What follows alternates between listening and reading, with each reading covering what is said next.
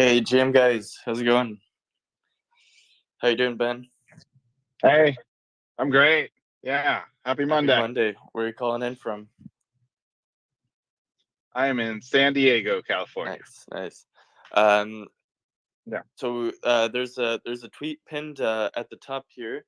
If you guys can like that and retweet it, that would be helpful to cultivate a little bit more of an audience.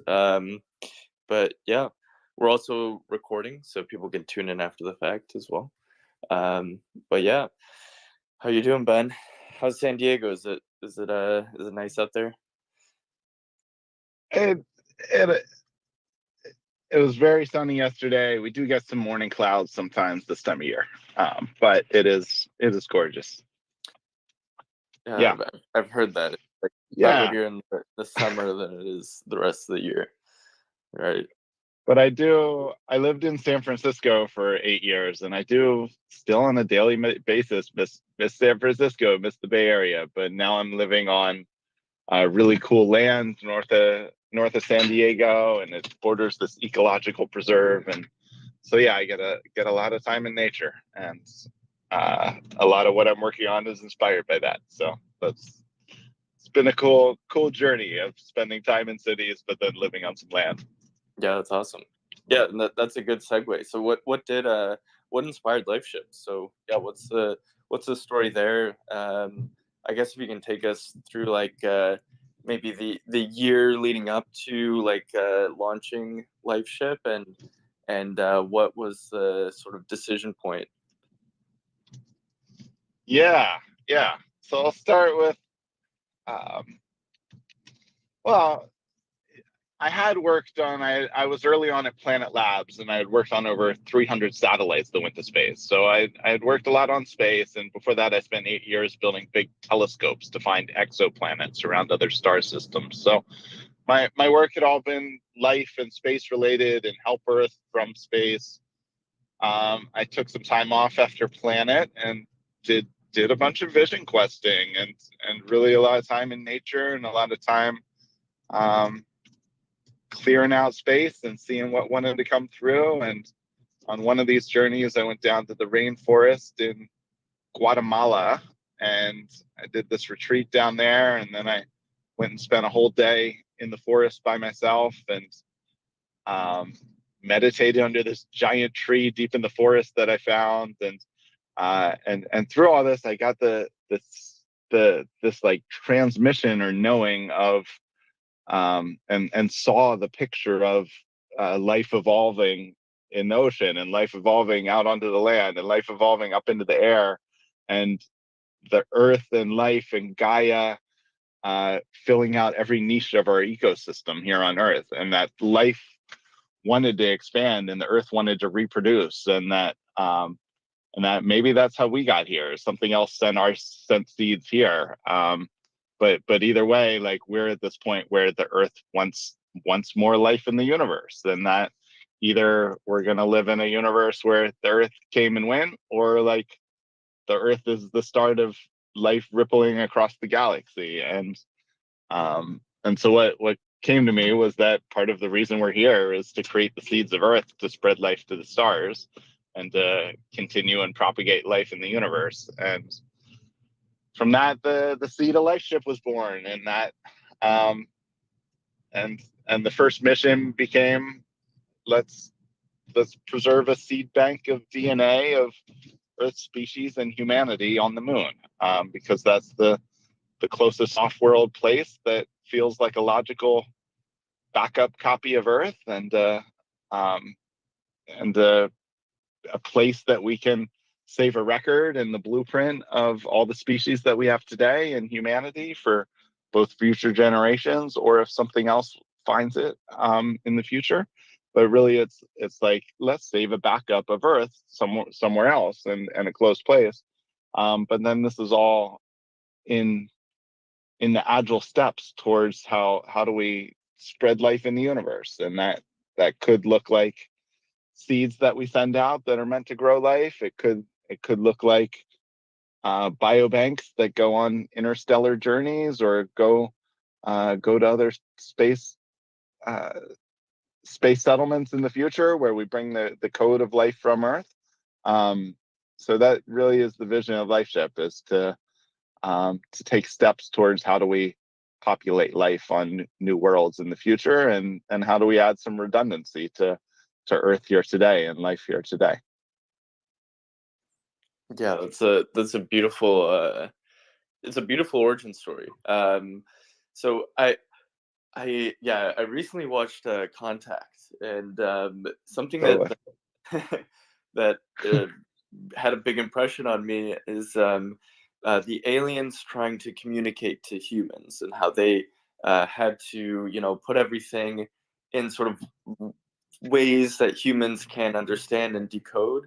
And I imagine that you've done a lot of thinking about this too.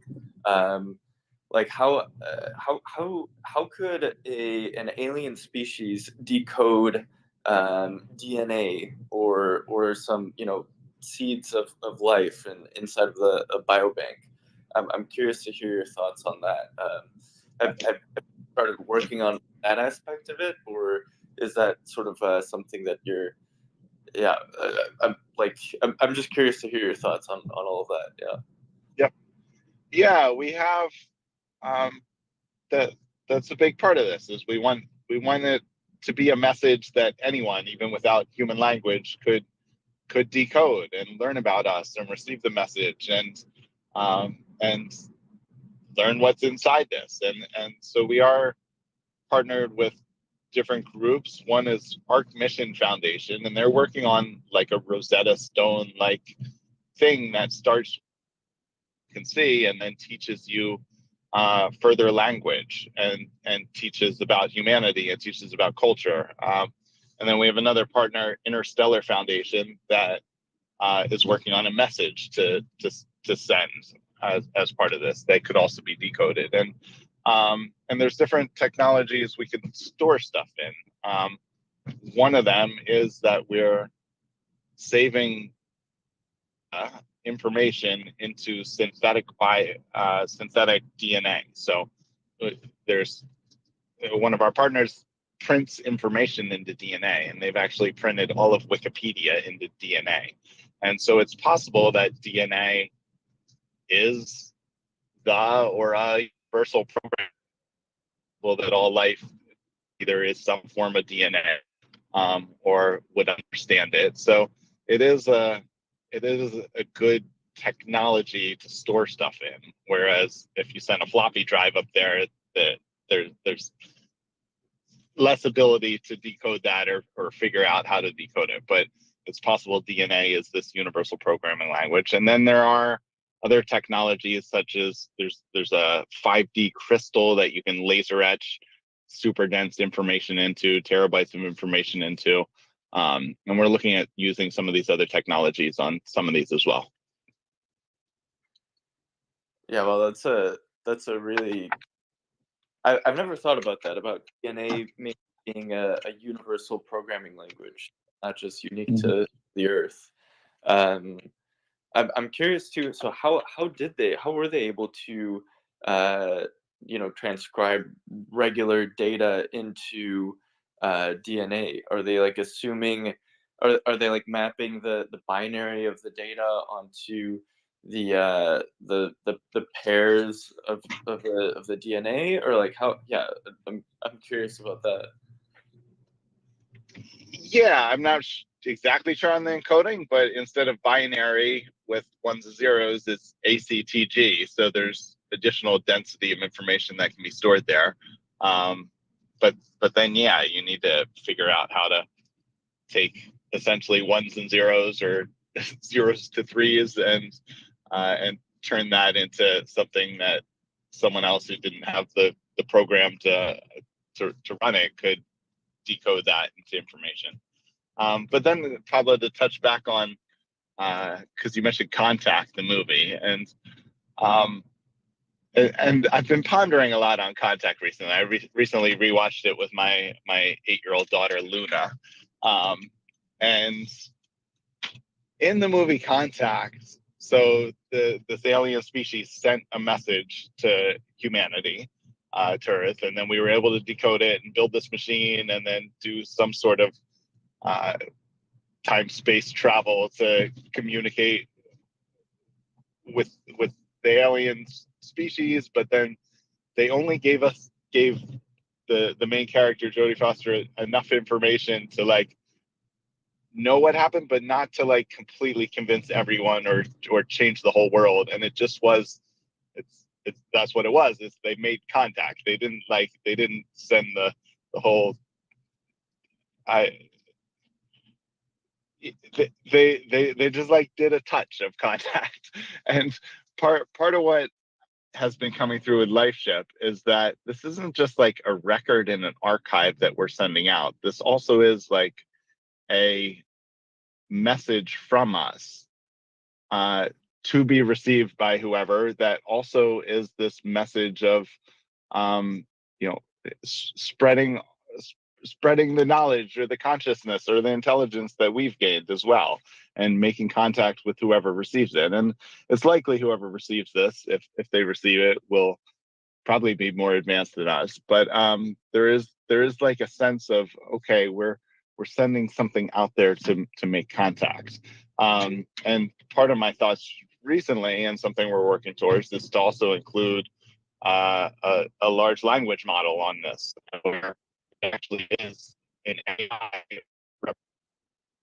representing wisdom, or representing us to make contact that we're sending out there with this. And so that's part of the direction of where it's headed also. And then one other piece is like, when she does make contact with the aliens, she says like, "Can you give me more? Can you tell me more?" or something. And they say, "This is just how it's been done. This is how it's been done for billions of years before we ever existed, like that species ever existed. They received another message from someone else, and then they passed it on." And in some ways, I see that as kind of like what we're doing with LifeShip. Is the big vision is to create a billion-year sort of movement or organization that ripples life out across, and it's kind of codify how life gets spread in the galaxy, and whether that's by self-replicating genes, sending something out there that then we have like some statement or some way of this thing propagates and continues. The intention is to lay the foundation for something that is galactic and ripples out, and is also the way that it's done, and the way that the values and life from Earth, and the story of humanity gets rippled outward as well. Yeah, that's amazing. So I want to ask you about this mission that we're doing together. Could you explain to the audience what we're doing, and how it works, and also how they could get involved? Yeah, so it's super exciting. What we're doing down the ship is Wait, one sec. Sorry, I'm getting a little bit of like robot voice. I don't know if that's on my end, or if people in the audience can you guys hear Ben all right, or is that just me? Give me a thumbs up if you can hear us both all right, or a thumbs down if there's a little bit of breaking up.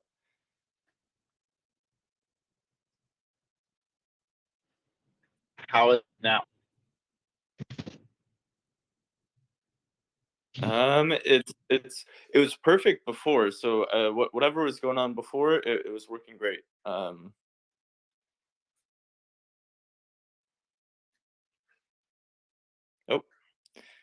lost Ben. Yeah, I think he's probably just having some connection issues. Maybe he's just walking around or something.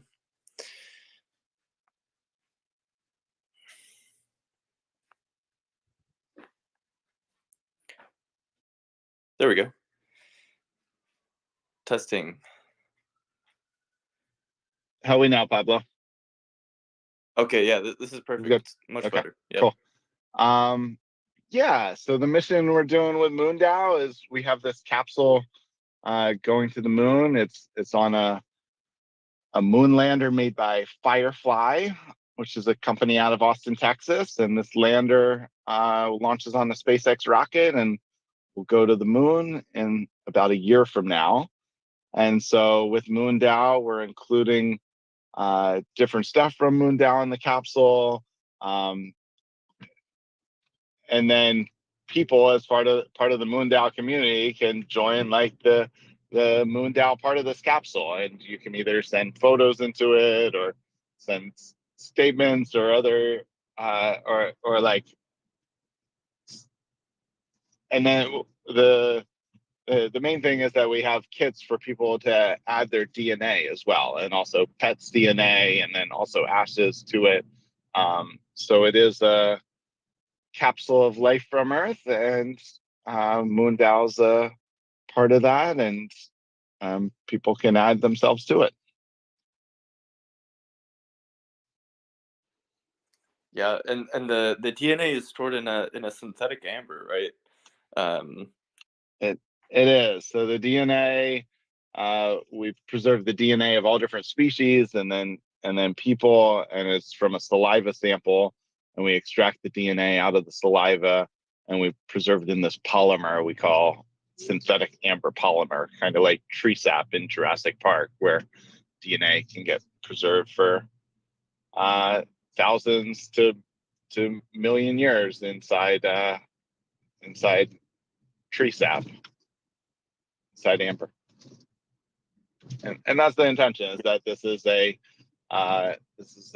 preservation of your DNA for tens of thousands to hundreds of thousands of years, and that potentially that this is a bank that then gets brought to further to the stars when we go in the future. And the first one's just going up to the moon. Yeah, that's incredible.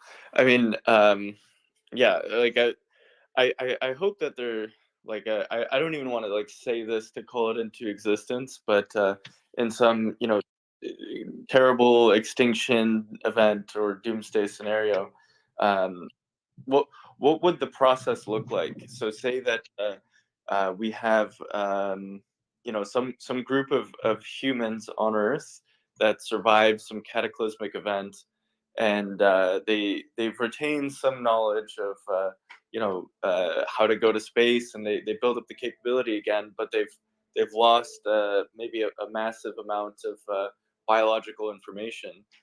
So if they were to get one of these capsules back, um, I guess maybe, yeah, could you walk us through what does the process look like to go in the reverse direction? So we've talked about getting the DNA on the bank. How do we go in the opposite direction? How do we get the information from the DNA and then decode those seeds to get the biological sort of the biological memory of Earth back? Yeah. So there's already a well-funded company that is working to bring back the woolly mammoth, and that's from fragments of DNA from woolly mammoth that have been pieced back together, and then that gets spliced into, I believe it's an elephant egg, or patched in with elephant DNA as well. So the technology already is very, and they think that's a few years away from being able to start getting close to bringing back woolly mammoths or populating them.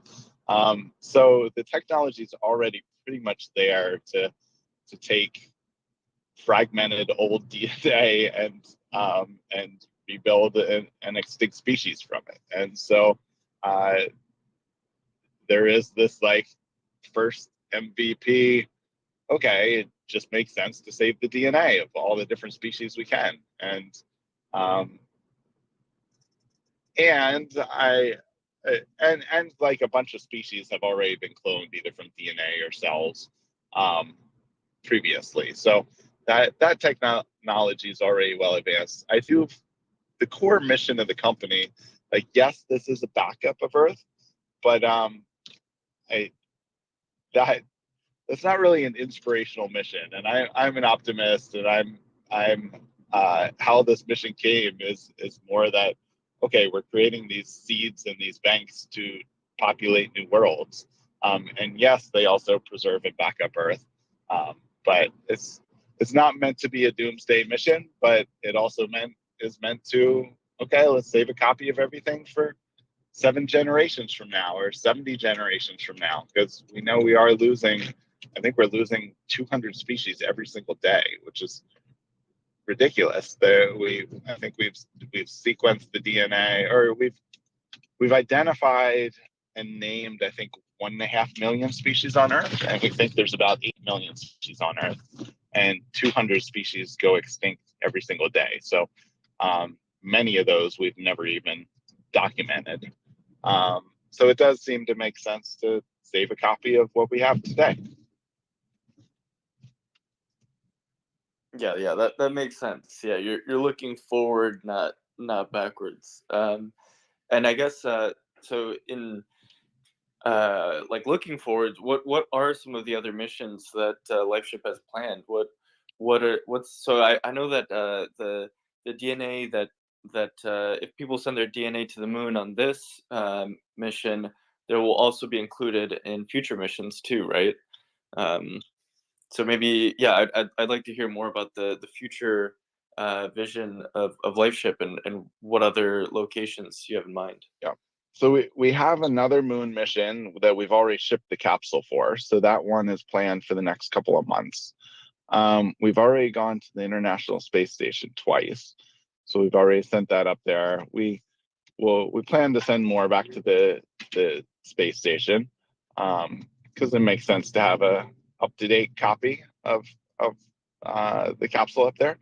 And then we want to get to Mars when we can get to Mars. We want to get on asteroids. We want to get other places. We want to be responsible actors and take care of planetary protection, and not just send stuff out there that could contaminate or hurt our future science. But so some of these payloads might just be digital, and we might not be able to send DNA to Mars right away. But we're navigating that and navigating where we can send life in space, and taking steps towards responsibly opening the conversation around seeding life eventually, and backing up life in space. And the model of how we're working at is people add their DNA, it goes to the moon, we'll also send it to the space station, and then we'll likely have, once we start being on very regular launches and going all different places, we'll likely have a subscription or a membership where then you go to Mars and you go out of the solar system and you go other places. So right now, the initial product comes with going to the moon and going to the space station. But then there'll probably be a membership where you continue to add more about yourself and make this more and more this forever digital twin copy of yourself, and perhaps even a AI avatar of yourself that is a representation of you and your consciousness that propagates this copy of you to the stars. That's incredible. And so how I'm like thinking back to how the DNA is stored. How I think you should talk a little bit about the how the data is processed, because it's not ever being like sequenced or stored anywhere, right? Which I think is important. Yeah, I'd love to hear Yeah. your thoughts on that. Yeah. So at first, and what our uh, terms of service and privacy agreement all says, is that all we do is we extract your DNA, and then we put it in space, and we put it on the moon, we put it on the space station, and we're not actually sequencing DNA. So we're not reading it and turning it into your ACTG unique code, and we don't store that on a server somewhere. We don't even have, and we don't sell it. We don't sell it to pharmaceutical companies or other companies. We just literally take your cells and send the DNA to the moon, and in space. And It's possible in the future we will offer digitizing DNA and giving you your code, and then also sending the digital code, because if we want you to last for 1 billion years, then it probably needs to be digitized and etched into a crystal, and then sent across the solar system and beyond. And so that probably will be a future offering, is that we will archive the digital copy of you, but we want this to be like the most secure thing you could do with your DNA. Is like, either you're going to disappear without a trace, or you're gonna propagate a copy of you to the stars. And so we want it to be something that is very, okay, this is the record that's sent out there, and we're not doing anything else with it, or selling it, or using it for other things. Yeah, that makes sense. Yeah, and so I'm also curious, like, I want to learn more about you, the person, Ben, behind this. So you gave us a little bit about your story, I guess, before LifeShip, but yeah, I'd love to hear more about you. And like, is like, yeah, like what? How has starting a company? I feel like a lot of people in the audience here are either founders or looking to maybe start their own company. I'm curious what advice you have for them, especially people getting started in the space economy. Yeah, yeah, I'm grateful for my journey. I was part of this company building telescopes. I was the third person to join, I think, and then we grew to 80 people, and built telescopes around the world. And then I joined Planet Labs. I was the 20th person to join, and we grew to 500 people while I was there. And so I got to see, and both these companies, I moved around and did a lot of stuff, especially at Planet. I moved from just engineering to product management and program management, and coordinating buying rockets to get to space, and strategy, and business teams. So we really got to see all different, all the different parts that go into making a company work. And then it's great to come at that from a deep engineering background of understanding depth there. And then the journey of starting a company, I I felt for a while that a company was meant to come through me. And then as I gave it space, and really, I didn't really want to force anything, but it just started to, along with my own personal journey and meditation and yoga, and connecting with the earth and connecting to my purpose, it just really started to appear as, oh, this is my purpose in the universe, and this isn't just a thing I'm making up to try to make money or something. This is the thing meant to be birthed through me and come through me, and this is my piece of the story of humanity in the universe. And whether that's all predetermined and destined, or however it works, however you see it working, it just kind of felt like I was not creating this. I was not dreaming this thing up. I was not like, oh, what am I going to do with my time? Oh, I'm going to make this. It more felt like this was the natural thing meant to happen in the story of the universe, and I was uncovering it and learning what it's meant to be. And it's not really me doing it. It's more the thing is appearing into existence, and I'm helping to shine light on what's meant to be there.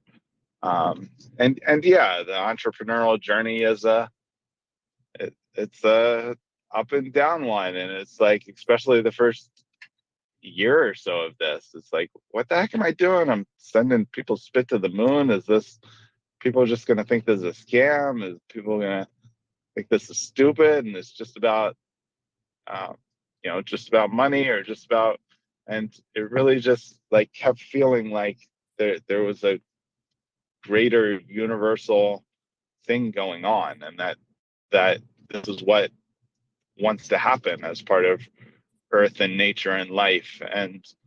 Um and yeah, so coming towards both a North Star of, okay, why, what is the big thing that this is doing, and what's the reason for its existence, and getting true to that, but then also being practical and seeing how businesses have worked, and figuring out what MVPs are and how to grow an actual sustainable business out of it.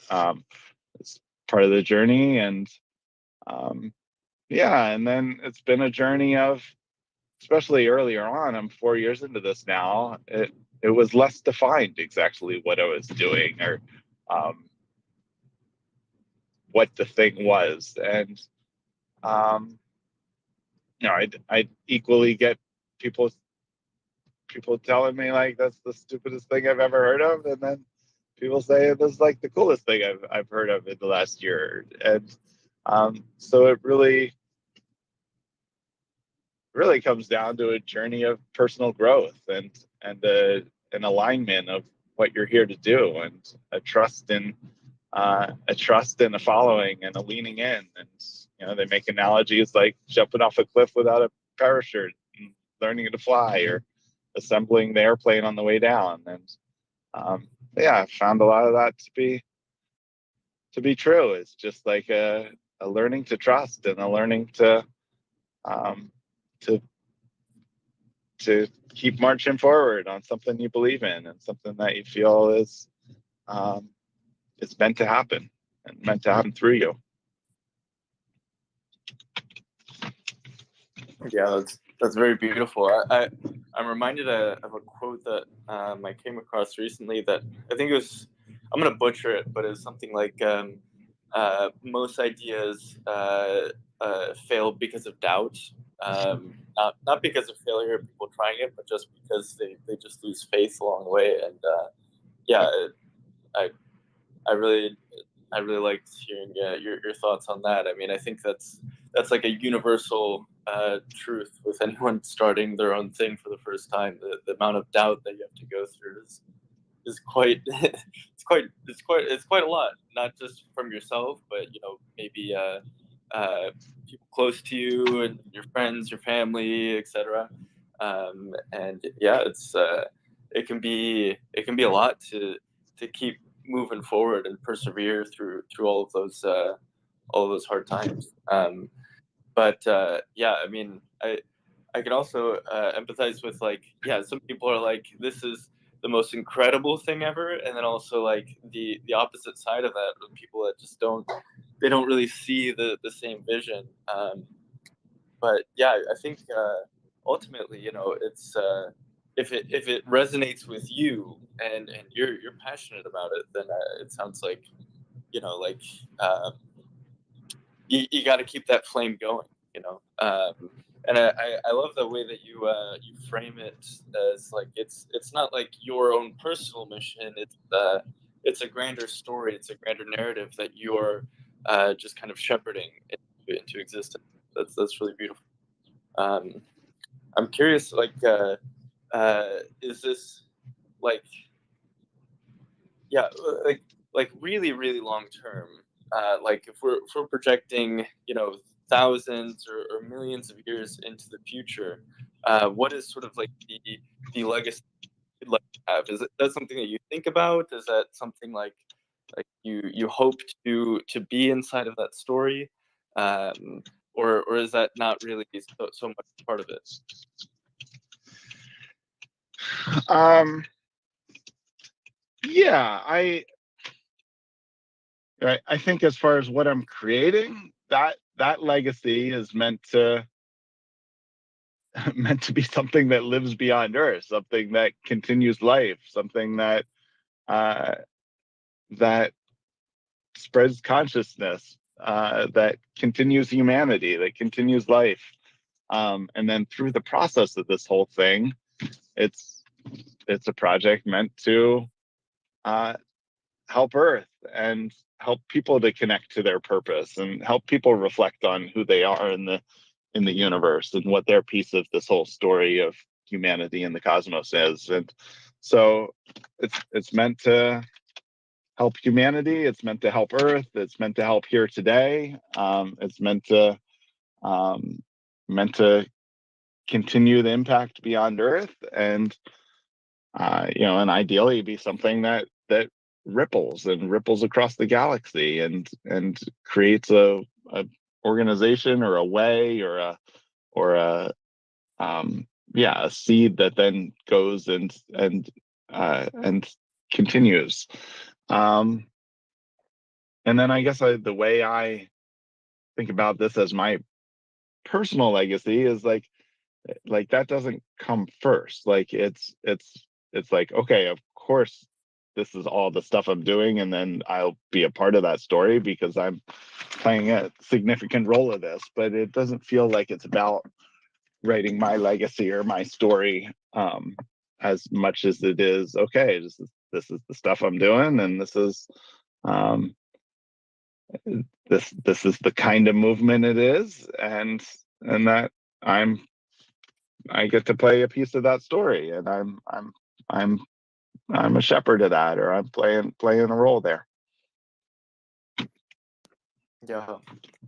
Yeah, that makes sense. Another question that I have for you, since we are MoonDAO and we're focused on building a settlement on the moon, what is your vision for a settlement on the moon?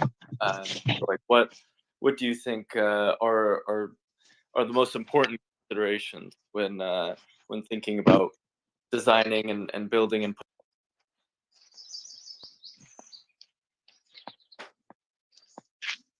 Yeah, good question.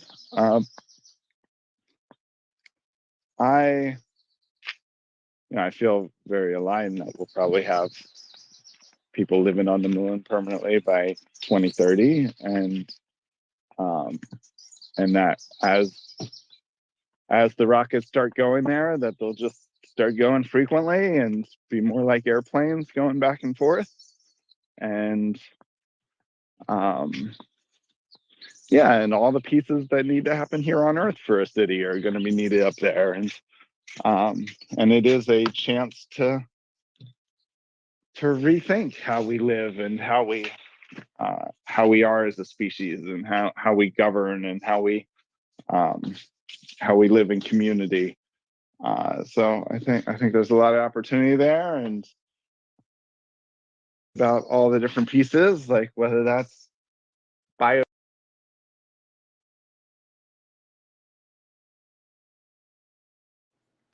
Oh, I think we lost you there, Ben. Can you hear us?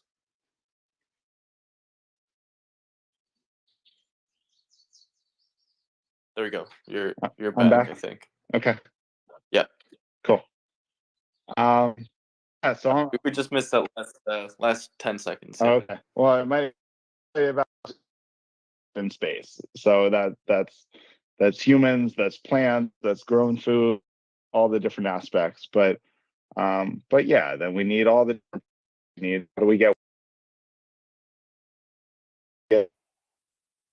materials? And I just see all.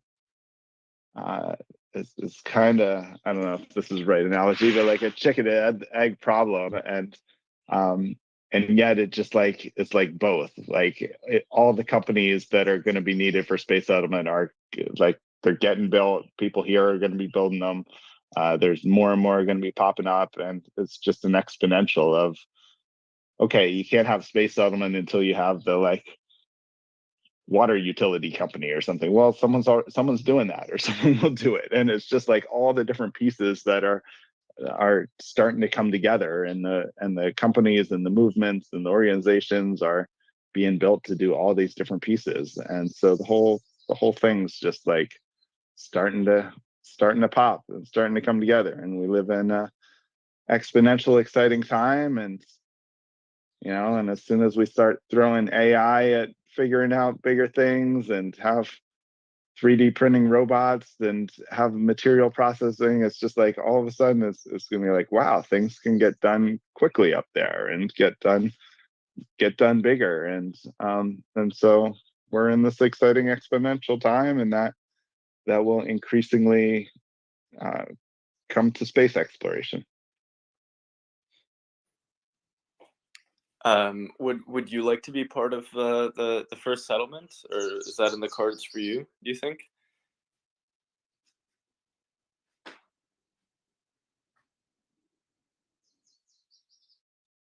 Oh, did we we might have lost you, Ben. I don't know if you can hear us. Are you there, Pablo? Yep. Can you hear me? I'm here. Testing. Can you guys hear me in the audience? Give me a thumbs up if you can hear me. Yeah, jump back in, Pablo, if you can hear me. Yeah, and I what other parts of it? I think well, Ben, can you hear me now? Yeah, Testing. I guess as far as where LifeShip fits in all that, I feel like wherever humans go, we're going to bring with us the code of Earth and the blueprint of Earth, and it makes sense that any of these places have life at them, and a record of life from Earth, and uh, and then eventually we'll have something that can grow plants from the DNA or cells that we send there, and we'll have something that can grow back animals, and eventually even grow back humans, as and be able to populate places from these biobanks that we take with us on these future journeys. Yeah. Can you hear me now, Ben? Is this working? Shoot. This is weird. I can hear Ben perfectly, but and I got thumbs up from the audience so they could hear me, but I think Ben is the only one that can't hear me. Twitter's Does I guess is there any way for people to ask questions? yeah. Let's invite someone else up here. 'Cause maybe that works. Okay. They can be the bridge between What me else? and Ben. Hey, Hey, Rod. Yeah, yeah. I guess. Hey, Ben, can you hear me? Hey, Rod. I can. Yeah. The thing is that Ben, you cannot hear Pablo. It happens sometime. Could you please rejoin? It's completely okay. I mean, it's just one of the Twitter bugs, Okay, and we cannot ask Pablo to rejoin because in that case we will lose the sounds good. AMA. Thanks for saving me, Rod. I'm hopping off. Yeah, just All right. reconnect. Thanks, Rod. Yeah. I guess in the meantime, yeah. How are you doing, Rod? How are things going?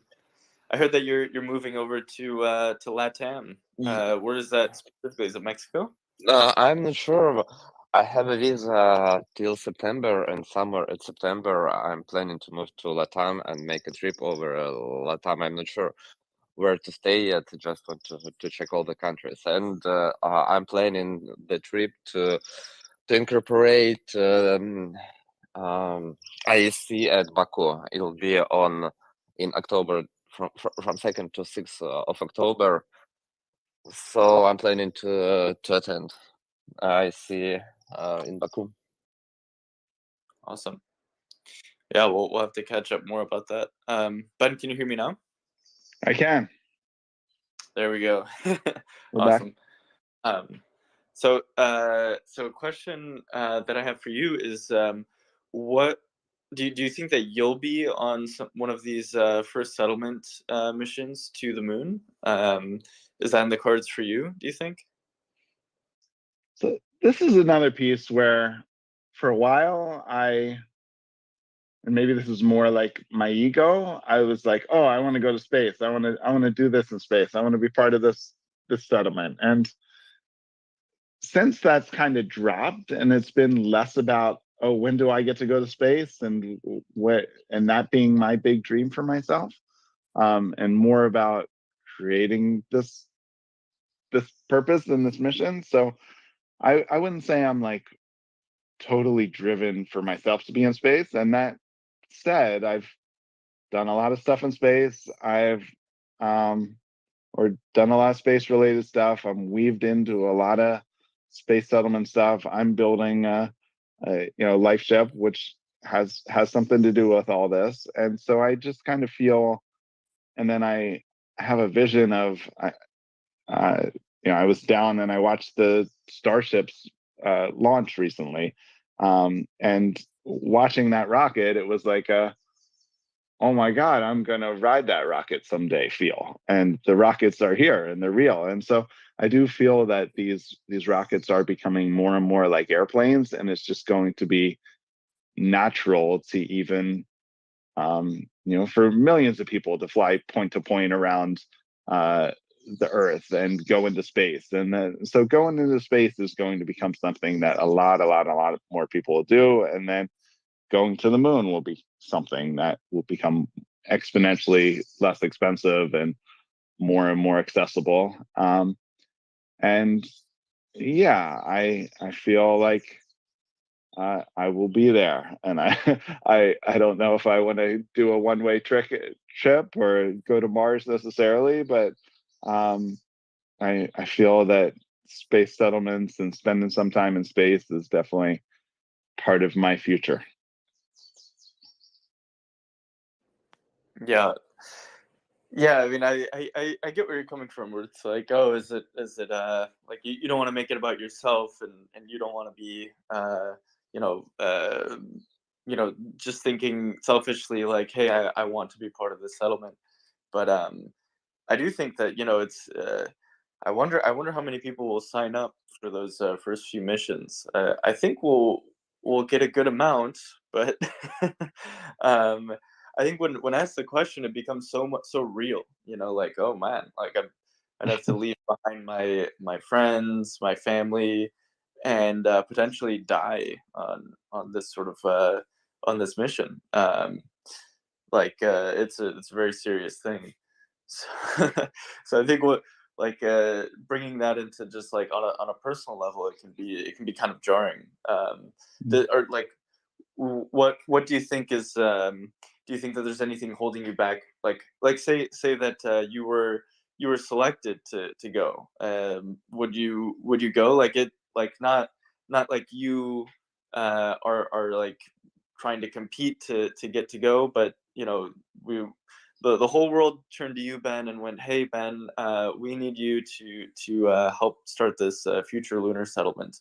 Like, would you jump at that, or is it something that you're not interested in at all? I totally. I'm ready to go to the moon whenever. If there's if as soon as SpaceX is ready to fly to the moon and flying customers, I trust them, and I would go on that mission. And uh, Mars is a different story because it could be a one-way trip, and it's just a lot more serious. But the moon is close. That's something you could do for a 6 month thing, for a couple of week thing. And yeah, if I'm the one meant to do something there, then and it's what's meant to happen, and then I'm ready for it whenever it's ready. Yeah, yeah, yeah. I guess yeah, like sometimes I think it's tricky for people to visualize the massive difference in sort of in how far away Mars is versus the moon. Like Mars is a 3 month long voyage, and going to the moon is a 3 day long voyage. Um, so it's kind of yeah, like, but at the same time, even like I wouldn't say that it would just be a walk in the park to go to the moon. I mean, it's incredible that we were able to get it on the first try, the United States, and to send people back, and like that. It's just a massive like it Totally. like probabilistically, that like the president was already preparing speeches about how we were going to lose the astronauts and all of this, but yeah, like it's incredible that we were able to pull that off. And yeah, I do think SpaceX would be able to pull it off too. But I think there's some, real risk there as well. Yeah. Mhm. What are you ready to go? What's your sentiment on it? Um, I mean, it's like at this point, I feel like it's become my life. Like all of this, like with MoonDAO, and it would be uh like if I were to back out. No, I actually don't want to go. uh, like I don't think that makes any logical sense. But Yeah. at the same time, it's yeah, like there is some amount of fear there. Like being uh, if MoonDAO does help build one of these first settlements, whoever we sent up there, like that's gonna be yeah. I mean, I think it's going to be the journey of a lifetime, and so you can't really pass that up. Like it's just one of those things that would probably be one of the most exciting, just like amazing thing ever to be part of that first construction. Um, but yeah, I feel very similar to you though, where it's like uh, like there's sort of like this like selfish part of it where it's like, oh, like I really want to go. Like when do I get to go? When do I like get to experience this? But yeah, and if it's someone else, I'm very very very excited for that person. I mean, we there's such a big journey between where MoonDAO is today and where we need to be in it 8 8 or so years, or sorry, 7 years, with the 2030 goal. I think it's very achievable. Given our trajectory so far, that we could buy seats on a Starship rocket and be part of this first settlement. But yeah, we haven't really figured out what the selection mechanism is going to be. Or would we leave it up to random chance like we did with the Blue Origin flight? Would we do more of a competition like we did with the zero G flights recently? Um, like a vote? Do we do it based off of popularity? Um, it feels to me that like none of those systems are quite perfect yet. Like there's probably something that we haven't really figured out in terms of like the selection process. Like I feel like there could be a third way that we do it.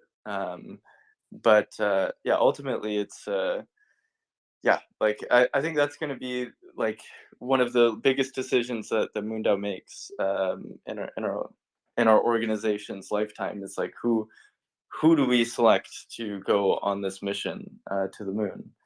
Um, yeah, and it's crazy that like these sort of things are possible. Like that you can actually buy these seats to go to the moon in our lifetime. Like that fact is just so mind bending to me that like it's very difficult to internalize. But yeah, like I I think that yeah, we're on the right path, but it's yeah, there's a lot of work in between where we are today and then actually going to the moon. So yeah. Awesome. Yeah, agree. And yet there's just this feel of, oh, it's all naturally happening. It's all yeah, it's all happening. I don't know when it's gonna be my turn. I'm not in a rush. But like it's it's happening. It's part of our future. We're all part of this, and we're all here as part of it, and we have an exciting future ahead. Yeah, exactly. Yeah, I mean, I really do think that we live in the most exciting times in all of human history. Um, like, like by far. I think that like like we're living through just the most incredible time. Like we're going to the moon. We're like AI is popping off. Like we're going through this just Yeah. incredible like Cambrian explosion of like different AI models that are capable of like surpassing human intelligence.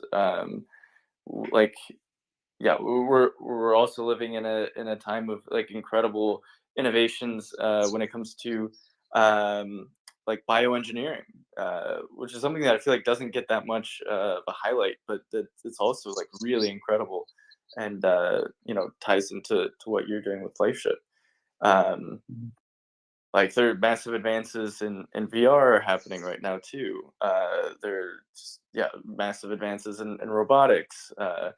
Even the politics, like what's going on right now due to crypto and people being able to have sovereign money. Like I really think that we're extremely lucky to be alive right now. Yeah. Agreed. And it's the most epic close calls and the most epic like big potential scary stuff, as well as like the most epic big potential um solutions and things that can cause global impact and massive change. And we just live in accelerating change, um accelerating intelligence, accelerating compute, accelerating awakening of consciousness. And there's just these powerful movements happening here on Earth, and every year is gonna blow us away in an exponential way as far as how rapidly things are changing and innovating. And um, yeah, and being in the cloud of that can be disorienting at times. And but I feel that I feel we're headed for a good place. And even though that like there's a lot of scary stuff along the way and a lot of epicness to the challenges we're in, I feel like we're we're we're threading the needle and believe that we've got a beautiful positive future ahead. But there's a lot of hard work to be done to keep threading that needle. Yeah, exactly. Yeah, it can be it can be scary sometimes to just think about yeah, all of these different threads happening all at once, and there a lot of them are really unstoppable. Um, uh, I see Rod's got his hand up. Do you have a question for Ben? I just wanted to add that actually, from what I perceived, BioDAOs, I mean projects related to biology, to synthetic biology, longevity, they are much more active on Web3 space than space exploration, and it's quite upset me. Definitely, it's important, but as a guy who is a huge fan of space exploration, I think we should push it forward. I mean, like on Gitcoin, most of the projects in this side they are related somehow to biology. Mhm. Yeah, the biology is this whole new like wow, what the heck is going to happen here. And yeah, there's a lot between synthetic biology and the future of biology, and life on Earth, and AI connected to biology, or AI designing life. And um there's a lot of big who knows what that'll look like in the future feel. Yeah, and the fact that people are talking like in realistic terms about pathways towards extending human life, like that's I mean we're yet to have discovered that, but it's kind of like we're on the cusp of figuring out the philosopher's stone, you know. Like we're almost there in solving all of these like insane problems. I mean, sometimes I wonder, like, okay, is this is this hype, or are we really like able to extend life and conquer death and like go up into the stars? And but yeah, it seems like all of these sci-fi dreams are becoming realer and realer every day. Yeah, it's really something else. Hmm. Yeah, and that's part of what the vision of what we're doing is we are extending lives here, but we're also, how do we extend the life of humanity and life of the species and put them to the stars? And um, yeah, it's there's a lot that will happen all across all of this: biology, longevity, space. Uh, what comes after humans? Are we reaching the point of like a new species coming out of humans here as synthetic biology and comes and we start doing more modifications and connecting ourselves with technology in different ways, and there's just a lot that's going to change.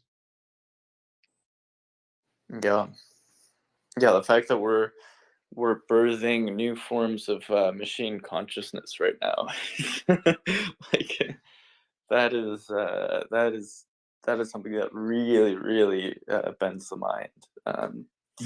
Mhm. I'm curious if anyone in the audience has questions for Ben, and if they want to jump up and ask something or share.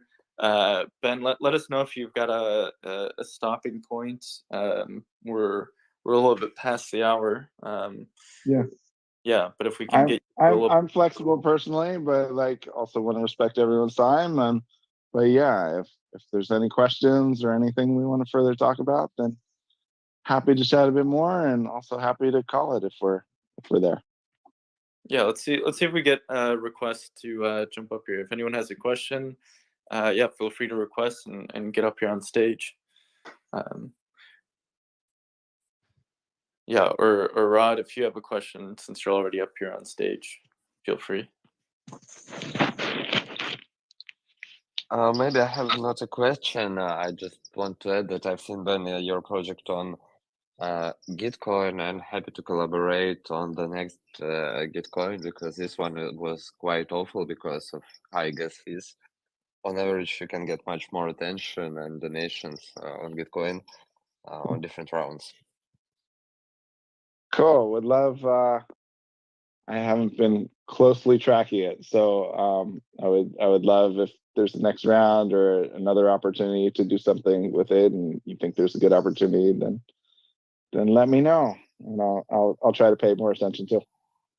Yeah, definitely, that's a great opportunity um, to raise awareness in region, space around like in a specific Web3 community around your project. And Yeah. yeah, no, it happens every 3 months. So the next Gitcoin will be in July, a couple of weeks before the round. I'll ping you when it'll be quite clear what's happening, because it's not clear what rounds will be there and what will happen.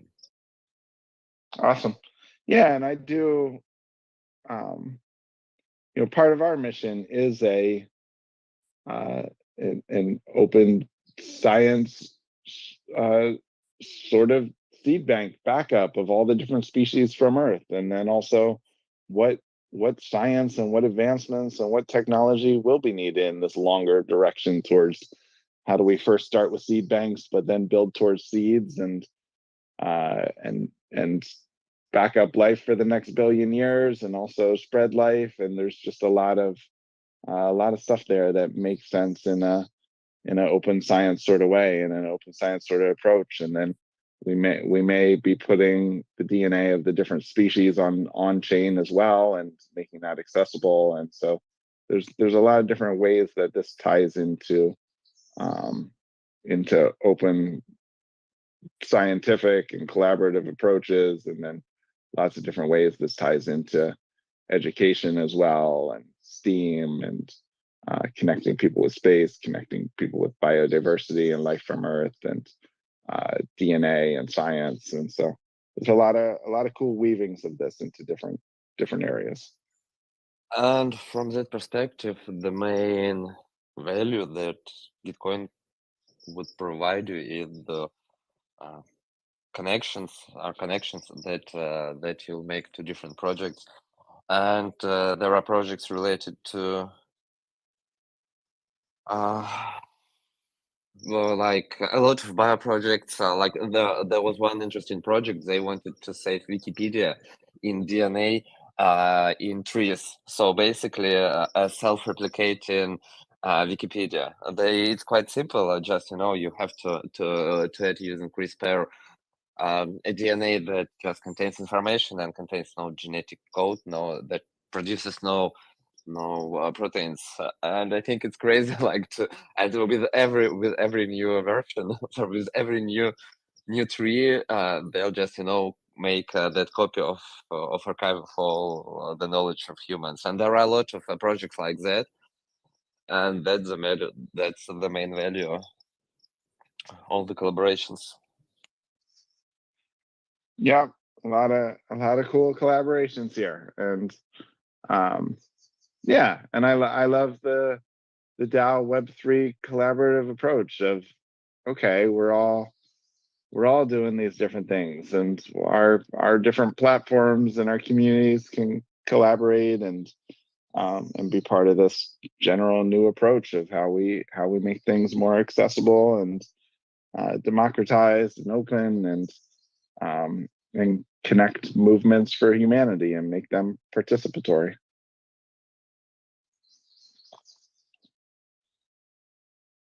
Yeah. I'm curious to hear your thoughts about LifeShip becoming a DAO. I know that's been something that you have been exploring. Yeah, there definitely is a DAO meant to happen here, and I think the timing of when that comes and launch is still being figured out. But a big piece of this is meant to be a collaborative, decentralized, democratized, open movement to spread life in the universe, and codify and make like a codified organization of how what that looks like, what life spreading beyond Earth, and then what life rippling out beyond that, and what is the way that life and humanity is sending this outwards. And yeah, so that feels like it's part of the DAO, and I'm excited for help as well. And so if there's ideas or thoughts or ways to people that want to start chatting more about this, and that we're carving out both because we've started with the mission, we've started by doing this, we've started selling these kits to help fund it, for people to join and for people to add themselves to it.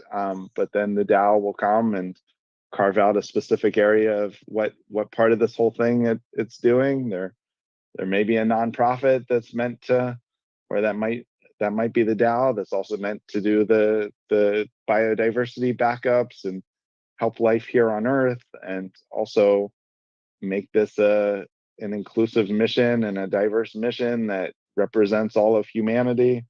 And so all different pieces of this, and I see a DAO as a big part of what we're doing, and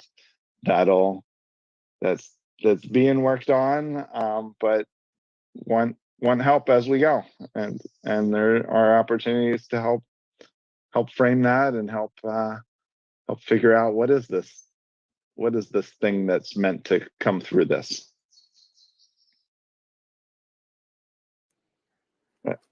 Looks like we have a question from Manuel. But yeah, maybe let's make this the last question, and then we'll let Ben go. Yeah, take it away, Manuel. Yeah, hey Manuel. Hey guys. Yeah, happy to meet you again, Ben. I also saw that you attended one of the space sessions with Foresight Institute. Really great.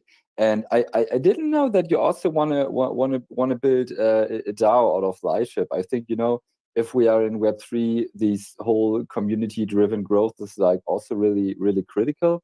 Not only to build a community and then to find ways how to monetize it in a way, but also to build your product out and have like early adopters and some real life engagement there. And I want to offer to you that, you know, right now I'm collecting like a lot of feedback from people who also work on space DAOs.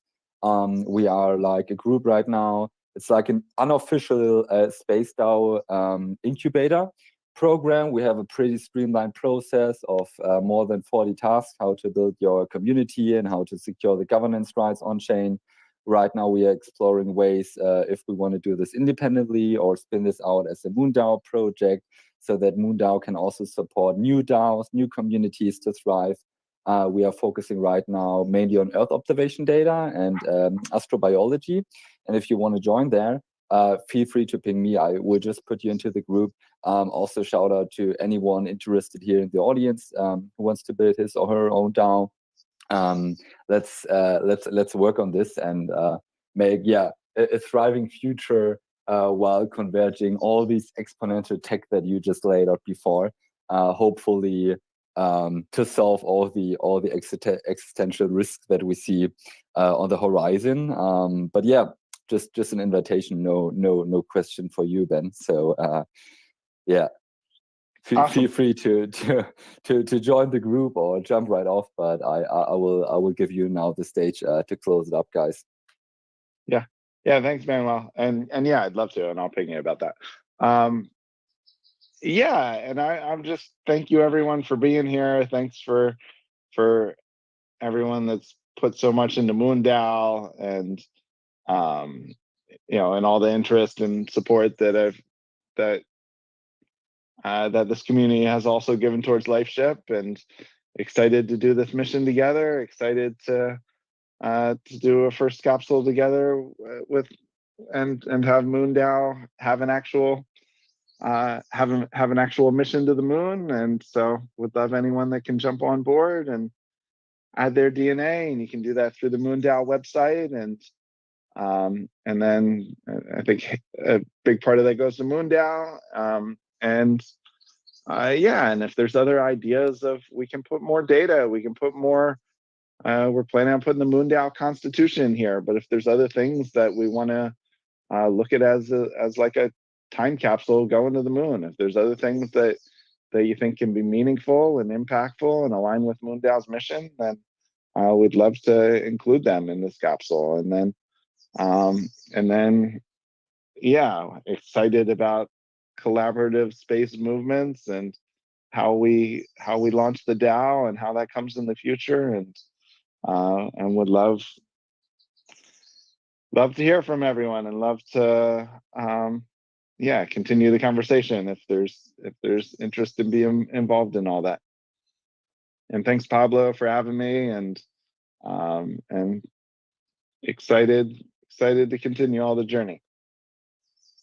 Yeah, thank you, Ben. Thanks for joining us and giving us your time. Yeah, this is a great conversation. I know Mitchie just jumped up. I think he has maybe something he wants to share right before we close up. Yeah, I just want to give a real quick shout out to Luigi for being the first person to go through the new onboarding process. If anyone, well, actually, I just want to say, go check out the new server guide. It's at the top of the channels list, and the channels and roles feature there as well. That's where you can select your new language roles. It's where you can get your guild follower roles. And the server guide basically just has all the information you need about how to get onboarded and the new process, which is way simpler and breaks down a lot of barriers. I'm very excited about it, and I'll give a update on Wednesday at the Senate meeting with more details. Thanks, Mitchie. Yeah, the new onboarding flow is incredible. Mitchie has been able to basically take like a year and a half's worth of technical debt of like different roles and and forms and flows that we have inside of the community, and then he was able to streamline it all together into one main flow, which is very difficult. Like over weeks worth of like trying to untangle a bunch of different permissions inside of the Discord. Yeah. Like I've tried, and it's one of these exercises of just like banging your head into a wall. It was certainly my white whale project at MoonDAO. Yeah. All right. Well, wait. I have a question to Mitch. Sorry, just a quick question. So, regarding tomorrow's onboarding call, am I correct that people has to sign up to onboarding call in advance? And how can I get information, like if people will be on my onboard, like on the onboarding call that I'll have, or I'll just join? How it works? Briefly, could you So explain? basically, you can check out the onboarding call form in the server guide, and when that's filled in, it creates a thread in Discord, and you'll get notified about it if it's in your the one that you're hosting, basically. So you'll get a notification directly in Discord in a thread. Awesome. All right. Well, yeah. Let's close this one up. Thanks everyone for joining. Thank you, Ben, and yeah, thanks everyone for the questions. Yeah, we'll see you in the Discord. Cool. Thanks everyone. Bye. All right. Thanks, everyone. Bye bye.